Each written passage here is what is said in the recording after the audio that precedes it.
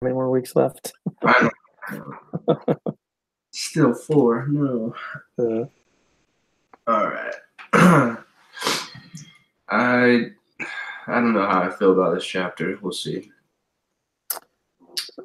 There's a lot of information, and it was confusing. The equation seemed simple, but then like trying to do it in a word problem kind of throwing me off. But yeah. I never phrase it right. But and the reading was long. It's crazy long. Yeah. Okay. So for 1, I got B. I got B. Okay. 2, for the falling at a rate of 2%, that's not inflation, right? So that's not the inflation rate, or it is? It was. Because the price level falls. I can't remember if that's because the value goes down too, which is inflation. It was the. Let's see. I have marked for the Fisher effect. So it was like real interest rate equals the nominal minus the inflation rate. Yeah, so it would be. So I got 8. Yeah, I got 8. So. Oh, 8. Oh, plus, right. Okay, plus. Okay. So from the early 1980s.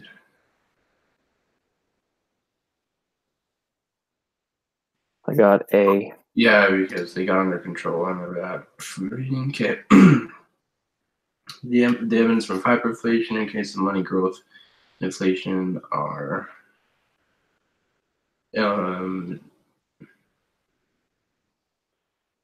is it A or B? I got A. I know they're positively related. I'm pretty sure that was the quantity theory. Quantity theory and money.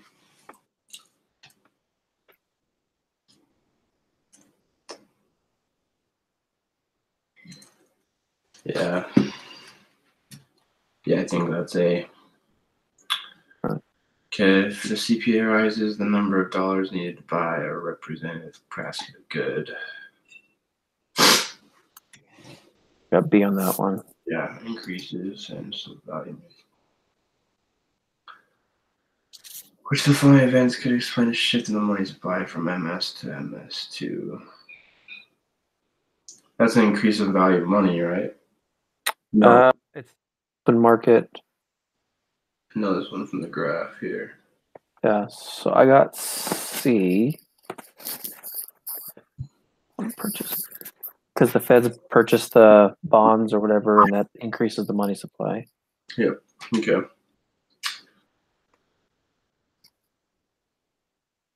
So open purchases by Fed, make money supply decrease. So D. I got B. B. So okay, let me read it. So open market purchases by the Fed. So they're buying it, right? So this is like the graph. So it increases the money supply because they're purchasing, doing an open market purchase. And so when they increase the money supply, then the value decreases. Okay. So I think it's just like question 6. Oh, the graph. So yeah, so they're buying, right? So they're purchasing. So they're creating new money, yeah. New money. So B, right? Yeah. All right, here's that one equation. So if M. Yeah. So it's like PY, the velocity formula, right? So P times 6,000 divided by M. Yeah, that's the last one. Mm-hmm.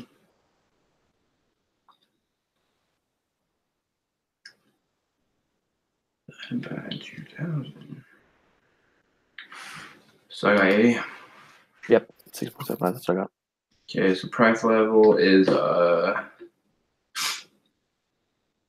that's a nominal. Yeah. Actual amount. Right. So based on the quantity equation, if M equals 100, V equals 3, and Y 50, then P equals. So this is the M times V equals P times Y. So my whole freaking thing about this is because I'm a guy that has to write this down. So when they put these in the exams, like it's so frustrating because I get so flustered because I'm like, where do you want me to? I can't do this in my head, and right. It sucks. And I'm always worried because now I'm breaking eye contact with the camera because I have to sit down and try to it's like figure it out. Yeah, can I just have a freaking paper right on it? So M times V has to equal Y times P. So you divide Y, so 300 divided by 150. It's 2. Okay. Yeah. And they're never that simple on exam. There's some crazy you need to. It could be one of 4 different equations. And it's like, wow. And the numbers are hard where you can't just do them in your head. Suppose the United States unexpectedly decided to pay off debt by printing new money, in which the fund would happen. This is like the inflation tax. So people who would lend money at fixed interest rate would feel poor. Prices would rise. People who lent money at a fixed rate would feel poorer. So, yeah, I got D. Yeah. Because I know A and B are right. Yeah. So that would have to. And I think C makes sense too. I think so too. Okay, so under the assumption of the Fisher effect and monetary neutrality, if the money supply growth rate falls, then I don't know. This was confusing, the whole monetary neutrality. So I put down C.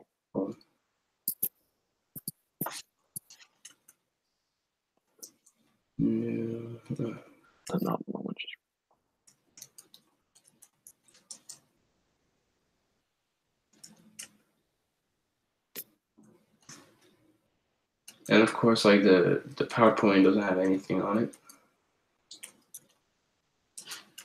No, the book gives you. That's the Fisher effect, I guess.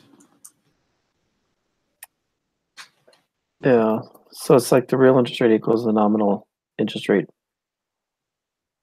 plus or minus the inflation rate. So let's see. So if the money supply growth rate. So in the long run, money is neutral. A change in the money growth rate affects the inflation rate, but not the real interest rate. That's on slide 35. Yeah, so is that C? Yeah. So the inflation tax is not there.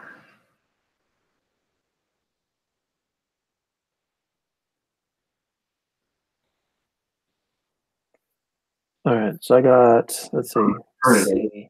I think that one's in the book. Okay.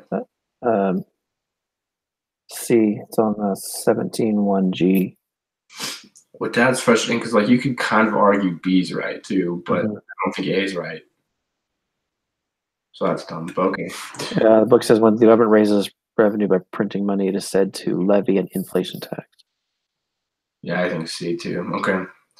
Which the following U.S. taxpayers allowed to adjust for inflation for purpose of income taxes. I don't think they will adjust anything. So D, right? Right. I think that one confused me. I think that's a trick question. It's like the taxpayers don't have a choice, right? That's why. Yeah, that's what they say it's unfair, right? Yeah. So Marta lends money at a fixed interest rate, and then inflation turns out to be higher than she expected to be. The real interest rate she earns is. These ones are kind of hard to grasp. Yeah, so I think this one is D, because this one kind of goes with the other one, like the lender, it feels poor. Okay. Because if the inflation causes it, like the whole value changes, so sure, she's gonna get less money back. Okay. I'm so screwed on this exam. When Haley states that inflation by itself always reduces real return on her savings, she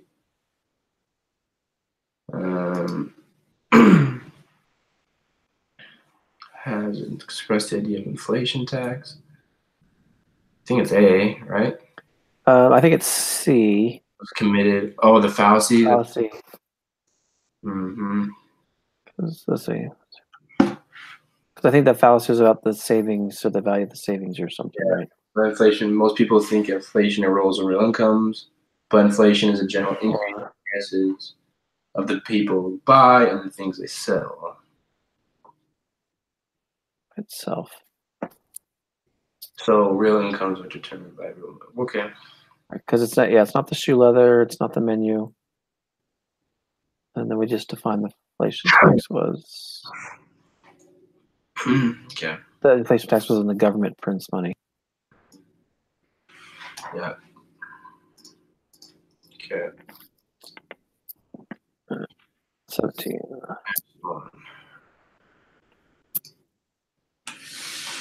Fallacy.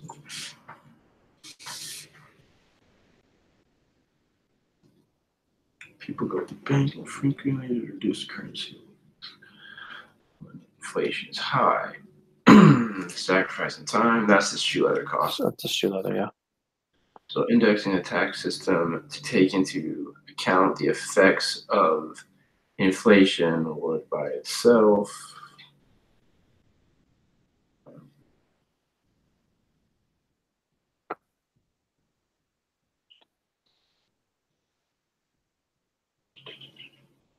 Didn't it talk about like this would be a way to like an end to taxing capital gains? Because it was argued that like when you bought it for a lower value back in the day and now it's increased. Wait. Index. What else? So I think indexing the tax system must be. Okay. And Well, all right. Or does it mean that only real interest earnings are taxed? So A. I put A because I don't remember. Yeah, I think actually capital gains, but I think it used capital gains as an example. That's why I got confused in the book. But it's only that the real interest and not right. Okay, so during that's confusing with the book too, because like the examples and they like if this happens then this, like wait, it's not what you just said. I feel like, and I know there's all those extra resources, but I can never get the time to go look at them that much. But the book doesn't really have like the equation type learning. It's more just text to me. But Yeah. I don't know.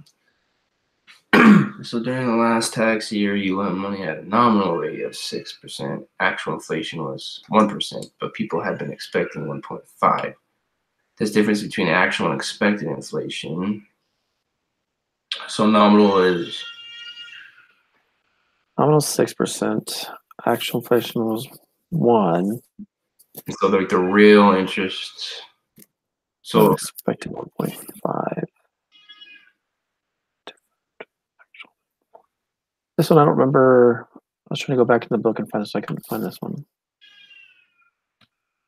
Let's see.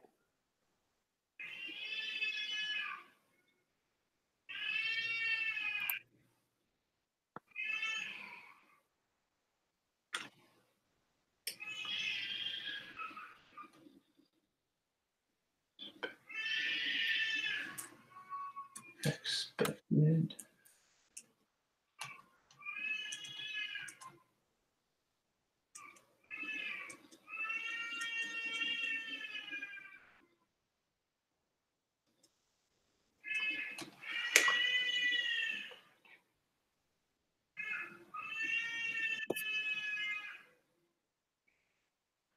So lower than expected inflation transfers purchasing power from debtors to creditors.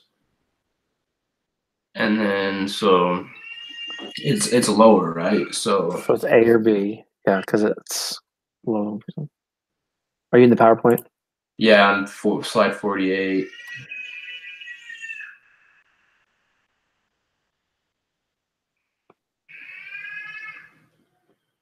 So now we just have to find the difference, but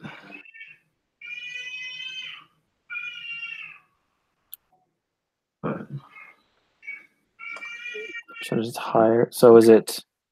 So is it more than 0.5 or is it 0.5? Well, is it at face value? Is it just from 1 to 1.5? Yeah.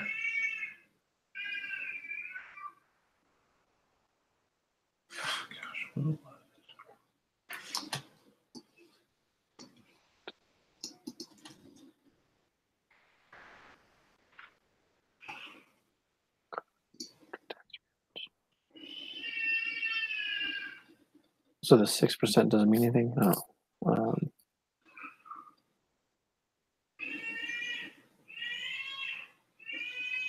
See, let's see tax rate.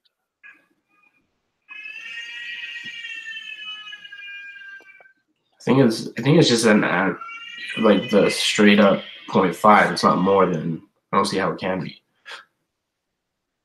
Okay. Yeah, I don't know if it's one of those equations or. Yeah. All right, and the last one. In order to maintain stable prices, a central bank must tightly control the money supply. That's my thought. Yeah. I think so. Okay. Let's see what we get. An 18 out of 20. Still an A. Still an A. That's what I'm thinking. Still an A. Still an A. All right, I'll turn this in so we can get another A. Yeah, so we can, yeah, anyway. So when the exams come in lower, we still get the okay grades. I hope he grades on a curve. Oh my gosh. But I know they dropped the low grades, so yeah, so we'll see. So, all right. See you next week.